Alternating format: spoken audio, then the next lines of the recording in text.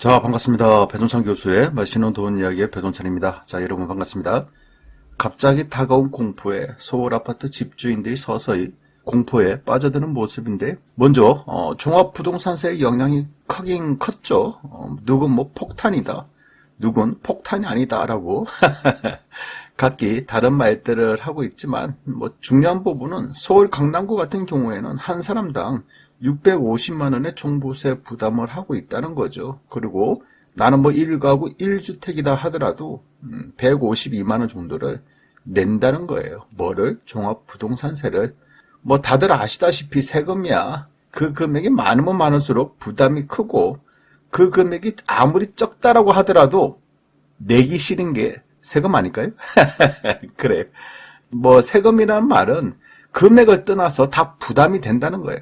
몇천만 원 내라고 해도 부담이 엄청나게 되지만, 그냥 몇십만 원 내라고 해도 세금은 정말 부담되는 금액이다라고 말씀을 드릴 수가 있다는 거예요.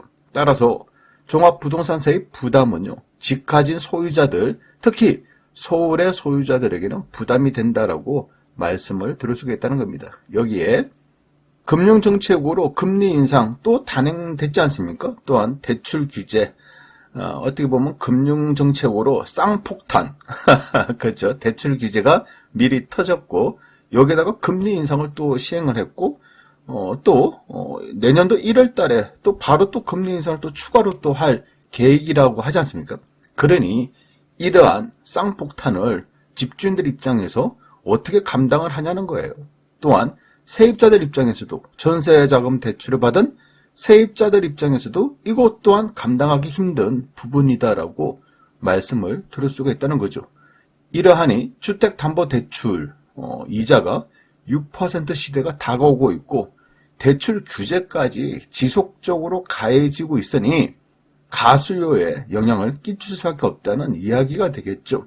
그렇지 않습니까? 지금 입장에서 현금 없이 은행 돈을 이용해서 투자를 한다. 또 신용대출을 받아서 또 마이너스 통장 대출을 받아서 기타 등등 대출을 받아서 집 산다.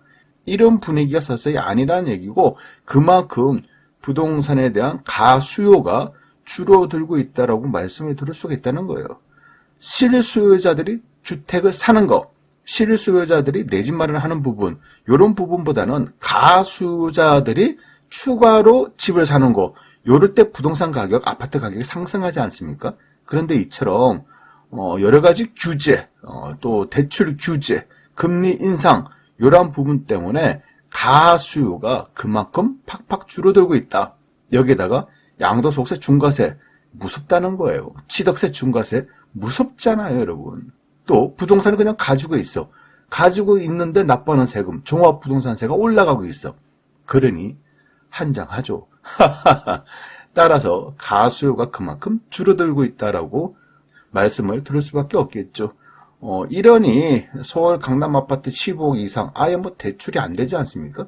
따라서 현금으로만 서울 아파트를 사야 된다는 거예요. 현금 15억 이상일 때는 현금 100%. 또 그래요. 돈 많은 사람들 그냥 현금 주고 여기 있습니다 30억 원 이렇게 살 수도 있죠. 그런데 문제는 돈이 있다고 다 해결되는 부분은 또 아니지 않습니까?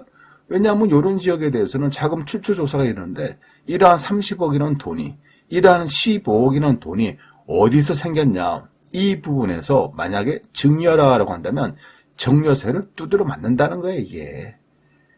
그러니까 이 현금 부자들의 특징은 그렇지 않습니까?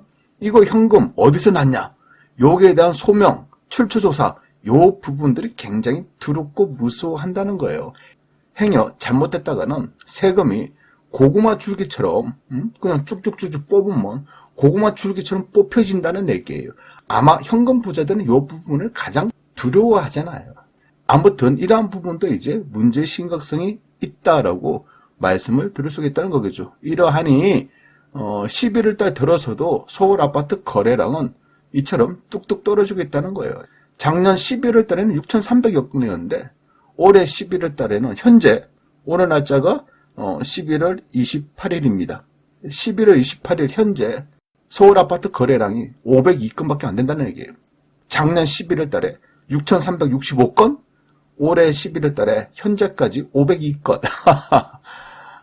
현재로서는 거의 10분의 1 토막 이상 났다라고 말씀을 드릴 수가 있는데, 가면 갈수록 이처럼 서울 아파트 거래량이 줄어들고 있다는 거예요. 결국 이제는 서울 아파트를 쉽게 살 사람들이 없어졌다. 가수요자들이 아예 없어졌다라고 이렇게 말씀을 드릴 수가 있다는 겁니다. 그동안이야 파는 사람들 입장에서, 서울 아파트 파는 사람들 입장에서 양도소득세 이거 좀 무섭지 않습니까? 따라서 양도소득세가 무섭는데 그 대신 실거래가 대비해가지고 파는 사람 입장에서는 매덕 더 달라. 나 양도소득세 납부해야 되고, 이왕 이렇게 된 거 그냥 매덕을 더 불러보자. 그냥 매덕을 더 달라는 거예요. 20억짜리를 그냥 한 24억에 내놓는 거야, 일단. 팔리든 안 팔리든 어떻게 보면 호가 상승이 되겠죠. 팔리면 좋고 안 팔리면 말고, 이런 식으로 집값 상승, 즉 호가 상승 띄우고 집값 상승 띄웠다는 거예요. 그런데 이제는 이러한 호가 상승 미끼가요, 부동산 시장에 먹히지가 않는다는 거예요. 호가를 비싸게 부르든 말든 이제는 살 사람들이 없다. 매수할 사람들이 없다라는 것이죠. 따라서 이런 호가 상승에 의한 매물도 사라지고 있고, 오히려 실거래 가격보다 떨어진 가격에 나오는 매물들도 점차 늘고 있다는 거예요. 문제는요, 이러한 호가 낮춤에도 불구하고 급매물에도 불구하고 살 사람이 없다는 거예요. 이 부분이 가장 큰 문제라는 거죠. 그리고 그동안 치솟기만 한 전세금도, 그렇죠. 그동안 전세금 얼마나 많이 올랐습니까? 그런데요, 이러한 전세금 상승세도 이제 가면 갈수록 이처럼 우상향이 아니라 우하향, 계속 옆으로 밑으로 계속 꺾이고 있다는 거예요. 상승세가 점차 꺾여들고 있다는 겁니다. 이제 전세금까지 실제적으로 마이너스 전세금, 오히려 전세금 떨어질 경우에는, 그렇죠, 세입자들이 전세금을 돌려달라고 하는 순간에, 왜냐하면 더 싼 집이 나왔으니까 저는 더 싼 집으로 이사 갈래요. 그러니 전세금 돌려주세요라고 이러한 순간에 전세 급매물도 증가할 수밖에 없다는 거겠죠. 그리고 집을 팔려고 해도 나는 세입자한테 전세금을 돌려줄 수가 없어. 따라서 나는 집을 그냥 팔아야 되겠어. 이렇게 부동산에 내놨는데 부동산 사장님이 이렇게 얘기하죠. 살 사람이 없어요. 이제 서서히 이런 순간이 다가오고 있다는 거예요.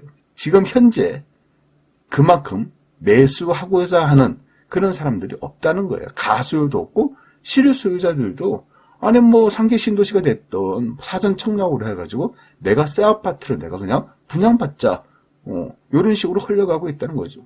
그러니 이제는 살 사람이 없다라고 말씀을 드릴 수밖에 없다는 겁니다. 이러하니 서울 아파트 거래량이 그만큼 줄어들었다라고 봐야 되겠죠. 결국 이런 분위기가 지속된다면 앞으로의 부동산 시장은요, 부동산 빙하기가 도래될 것으로 보인다는 겁니다. 따라서 현재 서울 집주인들은 겉으로는 종합부동산세 그까이까 그거 얼마나 된다고, 그리고 한국은행의 기준금리 0.25% 인상 그까이까 그거 얼마나 된다고 라고 겉으로는 말씀들을 하시겠지만은 속으로는요, 춥다 추워. 춥죠. 그런데 앞으로 더 추워지지 않을까라고 걱정을 하기 시작하였다는 거예요. 추워. 갑자기 저도 추위가 느껴지네요. 그러니 이제 부동산 시장은 급속하게 변화되고 있다라고 말씀을 드릴 수가 있다는 겁니다. 이상까지 배종찬 교수의 맛있는 도움 이야기였습니다. 감사합니다.